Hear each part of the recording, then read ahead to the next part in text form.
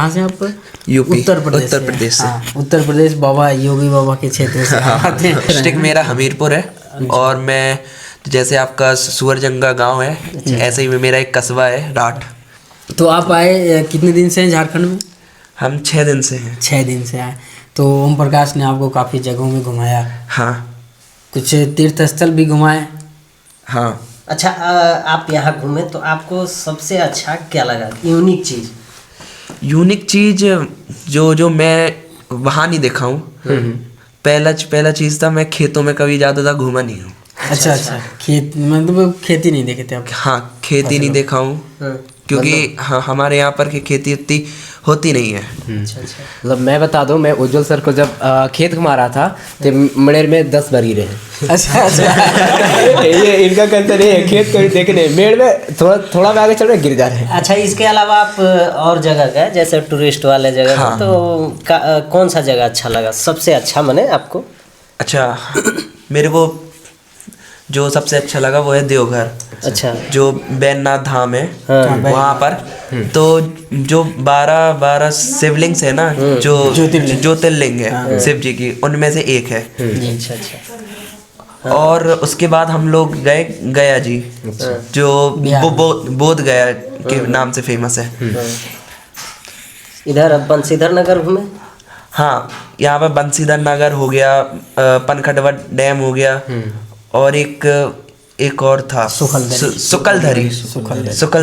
तो वो जो बंशीधर मंदिर घूमे, अब वहाँ से जस्ट वो समझिए उत्तर प्रदेश का बॉर्डर ही है और लास्ट जिला, लास्ट विधानसभा, लास्ट ब्लॉक सब कर सकते हैं। बंशीधर नगर के बाद सीधे उत्तर प्रदेश का विंडमगंज एक ब्लॉक है। और कहे एक तरीके से तो ये जो गढ़वा है, गढ़वा का बॉर्डर यानी लास्ट इधर जाइएगा तो आपको फिर यूपी में ही आप चले जाइएगा, ठीक है? मतलब दोनों का बॉर्डर एक ही है। सोनभद्र यहाँ से बहुत पास पड़ता है। सोनभद्र और गढ़वा दोनों का बॉर्डर एक ही। ये जो गढ़वा जिला है ना, यहाँ से कहें तो आप 215-14 किलोमीटर इधर जाते हैं तो पटना पहुँच जाएंगे, सीधे पूरब जाते हैं तो रांची पहुँच जाएंगे जो झारखंड की राजधानी है, और इधर जाते हैं तो वाराणसी पहुँच जाएंगे। तो ये सेंटर बहुत अच्छे जगह हैं आप लोग, जो कि झारखंड, बिहार, ये झारखंड तो है ही, बिहार, छत्तीसगढ़ और उत्तर प्रदेश के बॉर्डर को एकदम फुली टच करता है। हाँ, ये तो है। यहाँ से अगर आप 1 घंटा 2 घंटा इधर चले गए सीधे तो बिहार पहुँच जाएंगे, 1 घंटा इधर चले गए तो उत्तर प्रदेश पहुँच जाएंगे, 1 घंटा इधर दक्षिण की ओर चले गए तो छत्तीसगढ़ पहुँच जाएंगे। एक सबसे बड़ी बात जो मैं आप लोगों के माध्यम से भी सबको बताना चाहता हूँ कि जहाँ आप आए हुए हैं कुछ काल पहले, ज़्यादा नहीं 20 साल पहले जाएं तो ये पूरा नक्सल प्रभावित एरिया था। यहाँ आने से अगर आपके पिताजी जानते कि वो उस क्षेत्र में जा रहा है तो आपको वहीं से मना कर। अच्छा, अभी मेरे पास कॉल आई थी पापा की, तो उन्हें पता चला कि ये नक्सल क्षेत्र एरिया है, तो पता है तो क्योंकि मेरे पापा भी विधायक जी से संपर्क में रहते हैं, तो उनके जो कॉन्टेक्ट्स हैं मतलब वो मतलब अता पता करके रखते हैं, क्योंकि बच्चा की सेफ्टी भी जरूरी है ना। बच्चों की सेफ्टी भी जरूरी रहती है अपने माँ बाप के लिए। तो इनको भी मतलब इनके पापा को कॉल आया कि तुम कहाँ हो? गढ़वा। अच्छा, वही गढ़वा जहाँ पे नक्सलवादी क्षेत्र है। तो इनके पापा तो गुस्सा हो गए कि बिन बताया चले जाते हो, ऐसे एक बार इन्फॉर्म तो कर देना चाहिए ना कि जा कहाँ रहे हो। तो फिर इनके पापा को हम लोग मैनिपुलेट किए कि नहीं अब सब खत्म हो गया, पहले था। अच्छा, हाँ, पहले ऐसे हम लोग भी ज़्यादातर देखे सुनने को ही मिला है। अच्छा। अब वो सब किताबों में ही मिलेगा, बाकी जैसे जैसे लोग आते गए तो मोनोपोली बदलते गया। क्योंकि आपका जो है लैंग्वेज वगैरह जो है हम लोग से मिलता जुलता लग रहा है, और ये इनका जो है थोड़ा डिफरेंट लग रहा है। ये चाइना के बॉर्डर से आए। उधर सुनते हैं ये सब? नहीं, इतना नहीं है। अच्छा, उतना नहीं है। भारतीय है भारत है, मैं भारत। अच्छा, आपके यहाँ पर कौन सी मतलब बोली जाती है? यहाँ एक तरीके से हिंदी बोल सकते हैं, ऐसे बोल सकते हैं। तो यहाँ का भाषा मगही है, लेकिन जैसे हमने बताया कि हम लोग बिहार, उत्तर प्रदेश, छत्तीसगढ़ सबको टच करते हैं, तो सबको मिला के ये भाषा मतलब खबरा गए समझ भोजपुरी भी लोग बोलते खबरा गया, समझ रहे हैं? सब मिक्स हो चुका है। मिक्स हो चुका है। मिक्सचर जैसे होता है ना, उसमें मुरमुरा भी है, सेव भी है, दालमोट भी, सब मिला के, तो ऐसे हमारा लैंग्वेज मिक्सचर हो गया है। तो ना हम लोग ओरिजिनल झारखंडी बोलते हैं, ना भोजपुरी बोलते हैं, ना मगही बोलते हैं, लेकिन समझते सब है। सब और ज्यादातर हिंदी का यूज करते हैं हम लोग, हिंदी बात करते हैं। ये मैं आसपास के लोगों से बात किया हूँ तो पता चला मेरे को। आप जब हमारे झारखंड के पाकुड़ जाएंगे, साहिबगंज, सरायकेला जाएंगे, तो उधर का जो कुड़ुक है, हो है, मुंडारी है, हम लोग को भी समझ में नहीं आता है। इधर का जो लैंग्वेज वो समझ में आता है। अच्छा। अब मैं एक चीज़ और पूछना चाहूँगा, जो आपकी जो लैंग्वेज थी मगही है ना, तो वो कितनी पुरानी है? बहुत पुरानी है ये। मतलब झारखंड जैसे कहे ना कि जब सृष्टि की रचना हुआ था तो सबसे पहले झारखंड ही, प्रलय होता है ना, प्रलय के बाद जो पृथ्वी के जलमग्न पृथ्वी से बाहर जो पहला भूखंड निकला था ये झारखंड का ही था सबसे पहले। तो हम मान सकते हैं कि सबसे पुरानी संस्कृति और सभ्यता हमारे झारखंड की है यहाँ का। तो जैसे आपने मेरे से पूछा था मेरी लैंग्वेज के बारे में, तो ऐसे ही मेरी भी लैंग्वेज बहुत पुरानी है। मेरे यहाँ पर बुंदेली बोली जाती है। मैं बुंदेलखंड से हूँ प्रॉपर। बुंदेलखंड से? हाँ। बुंदेलखंड का लोहा बड़ा मजबूत होता है। हाँ हाँ। आप थोड़ी इसके विस्तार में बता सकते हैं झारखंड को? और जैसे झारखंड को लोग यही जानता है कि यह जंगल का टुकड़ा है, भूमि है, लेकिन वास्तव में जो झारखंड है, आप लोगों ने भी पुस्तकों में पढ़ा होगा कि ये भारत में सबसे ज़्यादा कोयला कहाँ से आता है, तो झारखंड से। कोयला को ब्लैक डायमंड भी कहा जाता है। तो ऐसा नहीं है कि सिर्फ कोयला निकलता है, झारखंड में सोना भी निकलता है, झारखंड में अबरक भी निकलता है, झारखंड में इस्पात भी निकलता है, बॉक्साइड भी निकलता है। तो इसकी धरती में ऐसा नहीं कह सकते हैं कि यहाँ कुछ नहीं निकलता हो। एक बार और बता दो कि जैसे आप बोले झांसी की रानी वहाँ से आए, तो 57 की क्रांति वहाँ से शुरू हुई थी। लेकिन 1857 से पहले झारखंड के जो आदिवासी लोग थे, भगवान बिरसा मुंडा, सिद्धू कान्हू, ये सारे लोग नीलांबर पीताम्बर जो इस गढ़वा जिले के ही निवासी थे, यहाँ से लगभग 20 किलोमीटर हमारे बंडरिया प्रखंड है, वहाँ पे आते हैं। तो ये ऐसा नहीं कि सिर्फ खनिजों की भूमि है, यह वीरों की भी भूमि है। हो सकते कम्युनिकेशन गैप के कारण, उस समय तो मोबाइल नहीं था, जो लोग क्रांतिकारी थे पंजाब में होते थे, कलकत्ता में होते थे। ऐसा हम लोग क्यों पढ़ते हैं? क्योंकि वहाँ पर पत्रिका छपती थी, उन लोगों को सूचना मिल पाती थी। हमारे झारखंड में ऐसी सुविधाएं नहीं थी, जिसके कारण, संसाधन की कमी के कारण यहाँ के जो वीर है वो सिर्फ इतिहासों में दब के रह गए।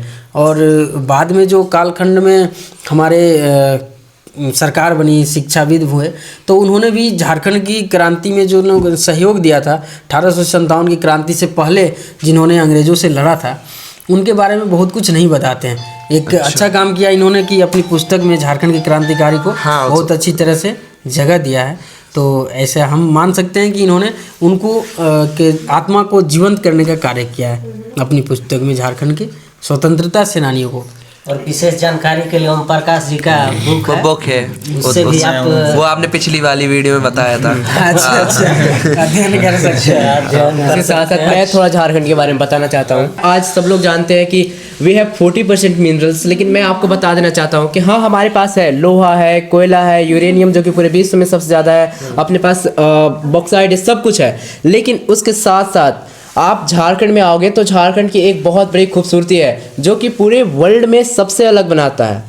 बहुत खूबसूरत जगह है। आप यहाँ पे नेतरहाट चले जाए, वैसे नेतरहाट का एक अलग है कहानी, मतलब वो नेतरहाट नहीं, उसको पहले नेचर हाट बोला जाता था। अच्छा, लेकिन हाँ, नेचर हाट मतलब जो, लेकिन यहाँ के लोगों का प्रोनाउंसिएशन थोड़ा सा अच्छा नहीं था तो उसको नेतरहाट बोल दिया गया। उसके साथ साथ अब मेरे घर के मतलब सामने आप चले जाओ, 2 वाटरफॉल है, गुरसेनू और उसके साथ साथ सुखलदरी, बाबा धाम, देवघर। उसके साथ साथ आज पूरे विश्व में जिस भगवान को पूजा जाता है, भगवान कृष्ण, सबसे बड़ी प्रतिमा जो है अपने पास है गोल्ड का, लेकिन कोई नहीं जानता है। तो सिर्फ ऐसा नहीं कि झारखंड हमारे पास सिर्फ काले कोयले या फिर ये है, मैं आपको बता दूं काले कोयले के पीछे हमारे पास छुपी हुई है एक अनोखी सुंदरता। आपको ज़रूर विजिट करना चाहिए एक बार, बहुत कुछ है झारखंड में। जैसे कि मैं बात कर रहा था अभी झारखंड के स्वतंत्रता सेनानियों के बारे में, तो इससे हमारे डंडई प्रखंड के बगल में धुर्गी प्रखंड है, वहाँ से भी स्वतंत्रता सेनानी सोनार माझी हुए थे। इस प्रखंड से हुए थे स्वतंत्रता सेनानी, हम लोग को प्राउड फील करना चाहिए। भगत सिंह का सम्मान है, हम चंद्रशेखर आज़ाद का बहुत आदर करते हैं, लेकिन हमारे स्थानीय जो स्वतंत्रता सेनानी हैं उनको भी पुस्तकों में जगह मिलनी चाहिए। जो पढ़ने वाले युवा हैं उन्हें भी जानना चाहिए कि इस क्षेत्र के भी लोग मतलब हमारे स्वतंत्रता सेनानी थे जो कि देश को आज़ाद कराए हैं, और आज हम लोग चैन की सांस ले पा रहे हैं। आपने पिछली वीडियो में ऋषभ सर से कुछ पूछा था कि पलायन के बारे में। हाँ, पलायन। तो आप कह रहे हैं कि अभी आपने बोला कि यहाँ पर रिसोर्सेज की कमी नहीं है ना? तो फिर यहाँ की मतलब गवर्नमेंट का मतलब वो है, क्या कहते हैं, उदासीनता है। चाहे गवर्नमेंट किसी की भी रही हो, हाँ, उनकी उदासीनता है। और आप अपने शब्दों द्वारा कुछ बताइए। वो चाहते ही नहीं ना कि झारखंड के पलायन रुके। अगर वो चाहते तो यहाँ पे इंडस्ट्री लगाते। जैसे अभी हमने कुछ दिन पहले हमारे पास जो सेंट्रल मिनिस्टर हैं नितिन गडकरी जी आए हुए थे हमारे पास। ऐसे कि नहीं है, हम व्यक्तिगत उनके बातों से मैं प्रभावित हूँ, ऐसा इसलिए बोल रहा हूँ। उन्होंने कहा था हेमंत सोरेन जी को, माननीय मुख्यमंत्री जी को, कि आप प्रोजेक्ट बनाइए, कितना पैसा चाहिए, मेरे पास पैसों की कमी नहीं है। तो मैं ये समझ सकता हूँ कि यहाँ की जो स्थानीय राज्य सरकार है इनकी उदासीनता, ये चाहते नहीं कि गरीब आगे बढ़े हैं। हाँ। अगर ये चाहते तो निश्चित तौर पर यहाँ इंडस्ट्री लगाते। जो लोग पलायन करते हैं वो बाहर जाके सीधे पूछते हैं ना कहाँ जाते हैं जी, तो कंपनी में जा रहे हैं। उनको नहीं पता है कौन कंपनी है, कंपनी का नाम भी नहीं पता है, बोलते हैं कंपनी में जा रहे हैं। अरे भाई, कंपनी में प्लेसमेंट होता है, ऐसे ऐसे लोगों को सिलेक्शन होता है, वो कंपनी में जाते हैं। आप तो ठेकेदार में जाते हो। कंपनी से ठेकेदार कॉन्ट्रैक्ट लेता है कि हम इस बिल्डिंग को 1 करोड़ में बना देंगे। इसके बाद भोले भाले मजदूरों को 100, 200, 500 औने पौनों में ला करके और उनसे बैल की तरह काम कराता है। और यहाँ के लोग बोलते हैं कि हम कंपनी में जा रहे हैं। तो अगर ये इंडस्ट्री हमारे झारखंड में लगे, हाँ, तो निश्चित तौर पर यहाँ के जो मजदूर हैं वो काम करेंगे। और सबसे बड़ी चीज़ है ना कि यहाँ से लोग बाहर तो जाते हैं काम करने, लेकिन काम करते हैं और काम के बदले तो लोगों को पैसा चाहिए, और पैसा मूलभूत आवश्यकता को पूरा करता है। और वैसे स्थिति में पैसा लोग नहीं ले पाते हैं कंपनी के द्वारा या ठेकेदार के द्वारा। वो लोग देना नहीं चाहते हैं, किसी तरीके से इन लोगों का हक मारना चाहते हैं। ऐसा बहुत सा केस आता है कि अगर मेरे क्षेत्र में होता तो वहाँ पे हम लोग जा करके उनसे बात करते हैं। अगर किसी का अधिकार के लिए लड़ते, लेकिन इतना दूर जाते हैं, पंजाब हरियाणा हो गया, ये तो जाते ही हैं, इधर उड़ीसा चले जाएंगे, उधर तमिलनाडु चले जाते हैं, तो वहाँ लोग मतलब ये कह सकते हैं कि भारत देश का कोई भी ऐसा इंडस्ट्री नहीं होगा जहाँ पर आपको झारखंड और बिहार का मजदूर नहीं मिले। हर एक जगह मजदूर फैले हुए हैं। झारखंड ये कह सकते हैं कि यहाँ पे खनिजों से भरा हुआ है, लेकिन भारत जो है झारखंड के मजदूरों से भरा हुआ है। ये कहे तो झारखंड अपने आप में गरीब नहीं है, बहुत अमीर है, लेकिन यहाँ से जो है खनिज वगैरह जो है यहाँ 40% पाया जाता है। ठीक है, और यहाँ जो है यहाँ के लोग बाहर जा रहे हैं, तो आप खुद से अंदाजा लगा सकते हैं कि यहाँ का सिस्टम खराब है। बिल्कुल खराब होने की वजह से कि सिस्टम पहले मतलब ऊपर के आदमियों को पूरा रोजगार मिल रहा है, नीचे के आदमियों को रोजगार नहीं मिल रहा है। बहुत बड़ी बात कह दी आपने। ऊपर के आदमी को रोजगार मिल रहा है, लेकिन नीचे वाले को रोजगार, ऊपर वाले बोले तो जो लोग सत्ता में बैठे हुए हैं, जो ऑफिसर्स हैं, उनको तो रोजगार मिल रहा है, लेकिन जिनके बदौलत आप सत्ता में बैठे हुए हैं उसको रोजगार नहीं मिल पा रहा है। अच्छा, भोजपुरी आपको समझ में आता है? भोजपुरी लगभग समझ में आ जाती है, उतनी पूरी नहीं आती है। अच्छा।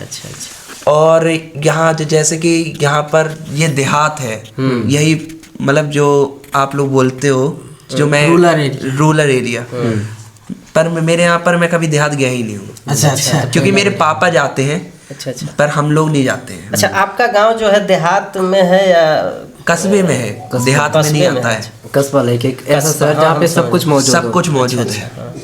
कस्बा में तो मतलब पूरा फैमिली वहीं पे रहते हैं, या उससे पहले कहीं और रहते थे? मेरी जो सबसे बड़ी बुआ है, तो उनका जन्म गांव में हुआ है जिसका नाम है टोला, वहाँ पर हुआ है। और जो उसके बाद उनके जो भाई हुए हैं, जैसे मेरे पापा हो गए, और मतलब हमारे 3 पापा हैं, तो और उन लोगों का जन्म राठ में हुआ है। मतलब क्योंकि क्यों उसके बाद दादा ने शिफ्ट किया, वो पहला रीज़न ये था कि वहाँ पर क्या कहते हैं डाकू डकैत थे, ठीक है, तो वहाँ पर रात को किसी की मतलब लड़की को छेड़ देना और लूट मार करके ले जाना, तो मतलब उसकी वजह से हम लोगों ने सेफ्टी की वजह से यहाँ पर आए हैं। अच्छा, कस्बे में आकर के। हाँ, कस्बे जैसे आपके तो वहाँ तो गांव में तो खेत वगैरह होगा ना आप लोगों का? खेत पहले था, अब नहीं है, अब नहीं। अब तो बेच दिया है पूरा। अच्छा। तो क्या करते हैं आपके पिताजी लोग ऐसे? हमारे पिताजी अभी किराने की दुकान है उनकी, अच्छा, तो वही चलाते हैं। हम सोच रहे थे ना कि इसका शादी झारखंड में हो। नहीं, बहुत बढ़िया रहेगा। अरे हाँ, नानी बोली करना थी ना- चाहोगे आप? ना, इनकी नानी बोली थी शादी के लिए पूछी थी मेरे से क्या बोल रही थी? कि वो कि शादी क्या बोल रही थी? ब्याह। हाँ, ब्याह कर लोगे? मैं हाँ बोल दिया। अच्छा। आप करना चाहोगे? हाँ बिल्कुल। इनकी लड़ाई नहीं होगी क्योंकि आधा बात उसको समझ में नहीं आएगा। समझौते से बात हो जाएगी। हाँ करता रहे। अच्छा, पकवान के लेकर के आपको कुछ डिफरेंट लगा यहाँ और आपके यहाँ? हाँ, जैसे यहाँ पर दुस्का जो मैंने कभी खाया नहीं था, अच्छा। और कहते पुआ, जो यहाँ पर डिफरेंट तरीके से बनाया जाता है, मेरे यहाँ पर डिफरेंट तरीके से बनाया जाता है। कैसे बनाया जाता है मतलब? मेरे यहाँ पर जैसे प्रसाद के द्वारा मतलब जो भगवान जी को चढ़ाया जाता है उसको पुआ कहते हैं। उसमें आटा, शक्कर और गुड़ को क्या कहते हैं मारते हैं, हाँ मारते हैं, फिर उसको रोटी जैसा बेलते हैं, फिर उसको मतलब घी में सेकते हैं, फिर नहीं डालते हैं, मतलब कढ़ाई में मतलब उसमें छाना जाता है कि ताला जाता है, मतलब वही ताला छाना? हाँ तला जाता है। हाँ, एक होता है सूखा रोटी जैसे बनता है, उस टाइप से भी बनाया जाता है? नहीं, सूखा नहीं, सूखा नहीं ना, वो घी में पूरा तल के। हाँ। अच्छा, यहाँ इनके घर के बगल में विद्यालय भी है, कभी उसमें जाने का मौका मिला क्या? हाँ। तो क्या लगा वहाँ का पढ़ाई, यहाँ का पढ़ाई में? वहाँ की पढ़ाई, हाँ, यहाँ की पढ़ाई थोड़ी मेरे को मतलब जैसे मैं पढ़ा हूँ CBSE से, अच्छा। तो मेरे को काफ़ी डिफरेंस लगा है।